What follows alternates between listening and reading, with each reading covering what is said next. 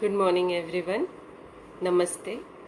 I am again here in front of you with a few more Vigyan Bhairatantra techniques.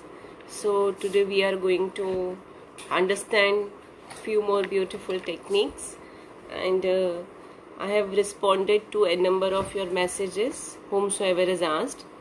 And if again you are feeling any doubts, please message me in personal so that I can answer you and we can together work for your journey. I can just be the guide and you can enter your own self. Now today what we are doing, we are taking up the 3 new sutras, and these sutras are for relaxation. The earlier 9 sutras we have taken were of breathing techniques, and now these 3 sutras are of relaxation, and they are also beautiful sutras. To remind you, I am reading the Book of Secrets, and this Book of Secrets is known as Vigyan Bhairatantra in Hindi, and many spiritual leaders have translated this book, and I am reading through the translation of Osho because I can relate to this translation. Okay, so Suprabhat. I'll start with the first sutra, and it is a beautiful sutra which says, there is, become the love. Now what is it talking about? So before talking about the sutra, let us talk about time. I hope you all know about time, and the definition of time is like we have divided time in 3 aspects, 3 linings. So it is the past and the future and the present. In English also we study in grammar, we study our language in 3 zones. So when we are talking in past, present and future, and again it is it is more divided. So it is past perfect, present perfect, and there are more divisions in grammar or in language when we are talking. Hari Om. So when Shiva talks to Devi about time, he says that time is only present in past, is only there in past, and is only there in future. In present there is no time. The moment where we are now, the time does not exist. Now Shiva says to Parvati, or to Parvati, that when the whole time when we are talking about, or when we are living our life, we are in our past, we are always thinking about past, what has happened with us, and then we are worried about the future, what is going to happen with us in future. And in present we are never there to enjoy ourselves. But in certain moments, if you have felt, maybe if you are partying, or if you are happy, or if you are celebrating, you come up for few seconds or few minutes in the present moment, and then you feel the bliss.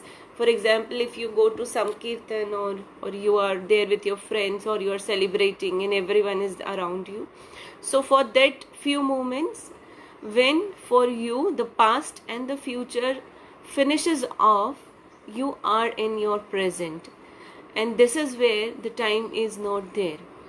Again, Shiva has also conveyed Parvati the dimension of past and time. When we talk about time in past, it is in horizontal way. Okay, that is how he has divided. When he talks about time in future, again it is in horizontal way. Horizontal is like moving further in future, beyond, or coming, is going beyond, going back. Okay, but what is the structure of present? Present, it is only a vertical situation. You can go up, you can rise, or you can go in the depth. So whatever happens with you while you are meditating, while you are doing whatever in this present moment, you are going up, rising, or you are going deeper. Okay, and this is what this sutra has given. And the sutra says talks more about love. This sutra says, beautiful lines are there. Love is always here. There is no future to it. So near to meditation. That is why death is also so near to meditation. Because death is always here and now, it can never happen in future. You can die in the future. You can die only in the present. No one has ever died in future. How can you die in future? Or how can you die in past? The past has gone. It is no more there. So you cannot die in it. The past has gone and the future has not yet come. So how can you die in it? Death always occurs in present. And if we say death always occurs in present, love also occurs in present moment. Whenever we are talking about people who fall in love, we call them mad. We say love is blind. And when seriously you are in love with someone, you don't judge them, you don't expect them, you don't see what is going to be your life with them in future, you don't peep into their past, you are only in love with them. And you can feel that love. But what happens? We call them, what happens with the society? We call them, they are blind. They cannot see the past. What has happened to lovers? They just move here and now without any consideration of past or future, without any consideration of consequences. They are not afraid. There is no fear if you are deeply and immensely in love with someone. Those who are not calculating will see love as the real eye, the real vision. So, for the first thing, in moment of love, past and future are no more. Then one delicate point is to be understood. When there is no past and no future, can you call this moment the present? It is the present only between the two, between the past and the future. If there is no past and no future, what does it mean to call it? It is the present. It is meaningless. That is why Shiva doesn't use the word present. He says everlasting life. He means eternity. Enter eternity. So eternity cannot be searched out in coming future or in past. Eternity is present in this moment when we are also together. And this is a beautiful method and you can just try it. So how to perform this method is like you need to give yourself some time and be with the person you are in love with, and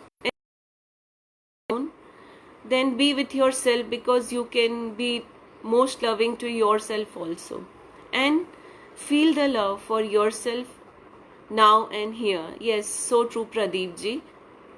So everything is present now and here, and feel it moment to moment. Close your eyes and be present. While in love, you must not be only love, only loving. Become loving. Forget the ego completely, dissolve into the act. Become love and enter everlasting life. Love suddenly changes your dimension. You are thrown out of time and you are facing eternity.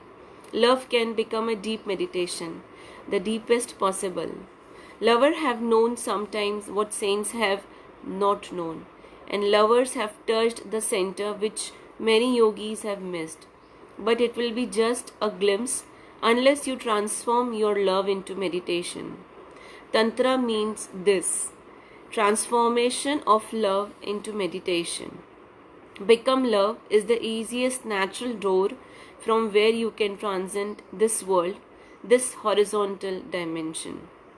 So Shiva is so in love with Sati or Devi, and Devi is so in love with Shiva, and there is no gap between them. And we study about this structure which is known as Ardhanarishwar, and that is what it says, that there is no distance between the lovers. They are always together, dissolved in each other. So just sit down and relax.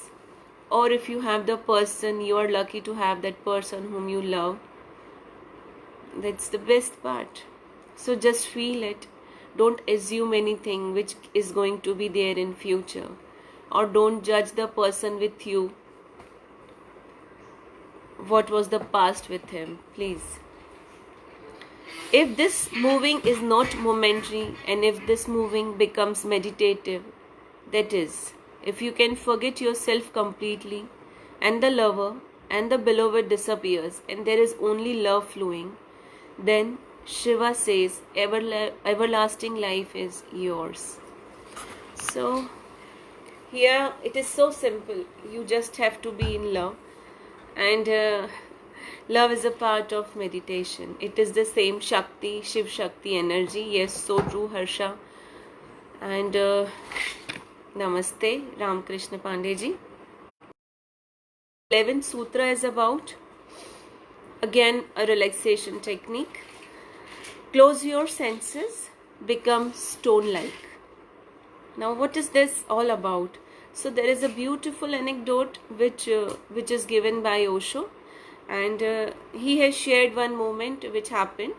He has shared when he suggested this technique to be used by someone. So one of my old friend, I am reading as it is given in the book. One of my old friend, very aged, fell down the staircase, and the doctor said that now he would not be able to move from his bed for 3 months. He would have to rest for 3 months. He was very, very restless man. It was difficult for him. I went to see him, so he said, "Pray for me and bless me so that I may die. Because these 3 months are more than death. I cannot remain stone-like, and others are saying, don't move." I told him, this is a good opportunity. Just close your eyes and think that you are only a stone. You cannot move. How can you move? You are a stone, just a stone, a statue. Close your eyes, feel that you are now a stone statue. And the man was confused. He said that, how is this going to help me? I want you to pray so that I can die, and you want me to assume as if I am a stone. And Osho insisted, if nothing is going to happen, it is not going to cause any damage. So you can just try it out, and there is nothing you can do. You cannot move from your bed. So why not? And he had that trust in his friend. So he closed his eyes and he started becoming a stone. I don't mean that he turned into a stone. He assumed that he is a statue and he cannot move, and he is stone-like. And then what happened? I was not thinking that something was going to happen because the man was such. He was restless. But sometimes when you are in an impossible situation, hopeless, things become to happen. He closed his eyes. I waited and waited. And after 2-3 minutes,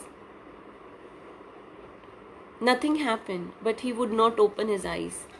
And 30 minutes passed. I could feel that and see that he has become statue. All the tension on his forehead disappeared. His face was changed. I had to leave, but he would not open his eyes. And he was so silent, as if dead. His breathing calmed down, and because I had to leave, I had to tell him, I want to go now, so please open your eyes and tell me what has happened. He opened his eyes, a different man, and he said, this is a miracle. What have you done to me? I told him, I have not done anything at all.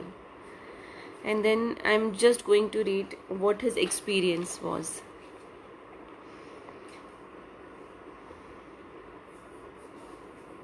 When I began to think that I am just like a stone, like a statue, suddenly the feeling came to me that even if I wanted to move my hand, it was impossible to do so.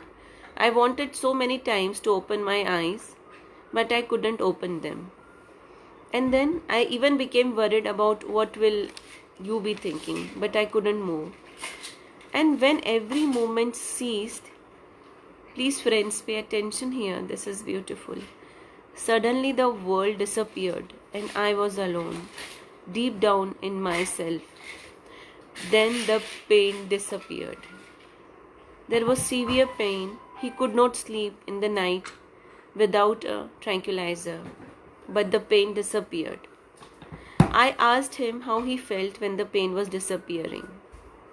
He said, "First I began to feel that it was somewhere distant.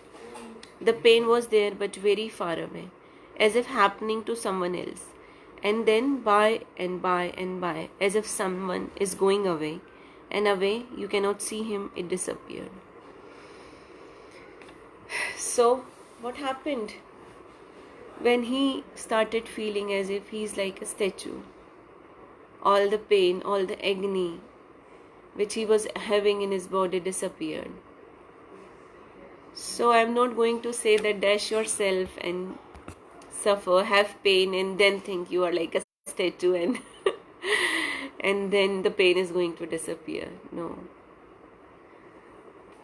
If you ever sit in meditation and you just need to say yourself, close your ears, not with your hands but from inside, I cannot hear. Close your eyes, say I cannot see. Turn inside your sense organs, say I cannot feel. Maybe there is an ant creeping or a mosquito biting. Try to tolerate it, because becoming a stone is going to give you something more realization than when you are living and feeling everything around. So this sutra is all about stop the doors of the senses, become stone-like, and then you cannot move. And then when this happens, for the first time you can look from your center. And once you can look from your center, you can never be the same man again. So I cannot say what is going to happen with you, but I will be waiting if you would like to share anything, if something happens with you. Okay? And you can use this technique. And even when I take Garva Sanskar classes, I try to tell mothers that in reality, pain does not exist. Pain is beyond. It is only a part of this body, and we are beyond this body. If we start making ourselves and turning our sense organs inward, we are not going to feel the pain. So I prepared them for labor. Labor is an immense pain which they feel. And if during that labor, till the time comes, if a mother starts meditating, going deeper, then at the time of labor she can face all the pains. So the third, yes, Harsha Joshi.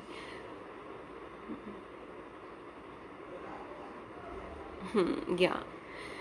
So the third technique is not going to be very new to you. You all must have heard about this. It is let yourself become. This is the third relaxation technique. When you are on bed or on a seat, let yourself become weightless and beyond mind. Now, if you have ever tried Yog Nidra with any yoga teacher, this is what they try to do. They make you lie down and they make you do relaxation, and they ask you to feel as if you are weightless. And this is a very common technique which is used in Yog Nidra, so you can try this. So I am going to read more about this. When on a bed or a seat, let yourself become weightless beyond mind. Then the thing can happen. The mind also has weight. Everyone's mind has a different weight. At one time, there were so many proposals that the weighter the mind, the more intelligent. And generally it is true, but not absolutely. Because sometimes very great men had very small minds, and sometimes some stupid idiot men weighted very much. But generally it is true, because when you have a bigger mechanism of mind, it weighs more. The mind is also a weight, but your consciousness is weightless. To feel this consciousness, you have to feel weightless. So try it. Walking, sitting, sleeping, you can try it out. So the sutra says that when you have to feel weightless, it is not compulsory to lie down. When you are walking, then also you can feel weightless. When you are sitting, you can just drop your body and you can feel weightless. If there is any Jain person is hearing me, you can connect with it. Mahavira used this technique. Mahavira always meditated standing, always, because then one covers the least area. So when you are in a standing posture, then very less area of yours comes under gravity. Or if you sit in Buddha posture, that is also very good. But when you are lying on your back, that is the most difficult to feel weightless.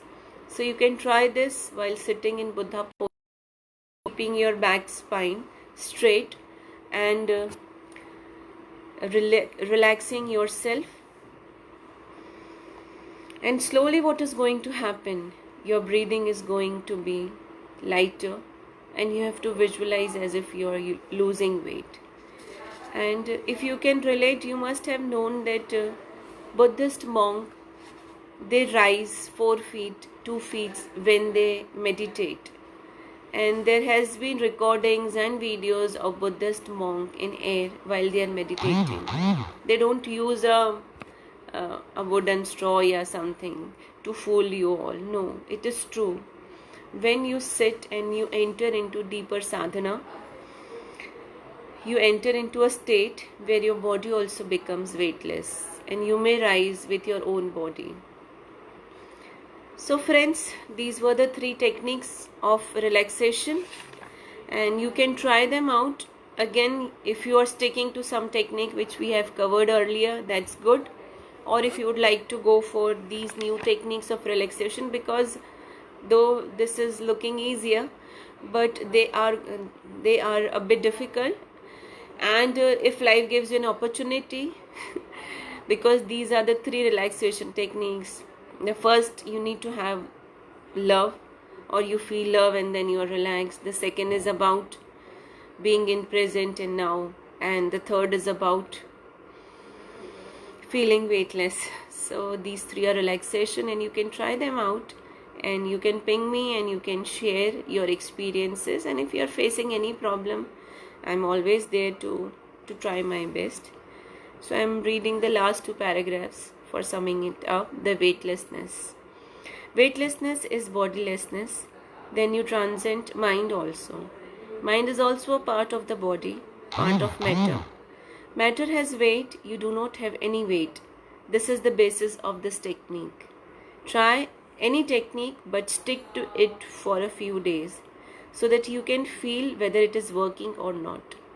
And this is enough for today. Now from tomorrow I am going to use the total acceptance and non-division techniques, and they are also beautiful ones. They are also pure ones, and these are more of the techniques for centering.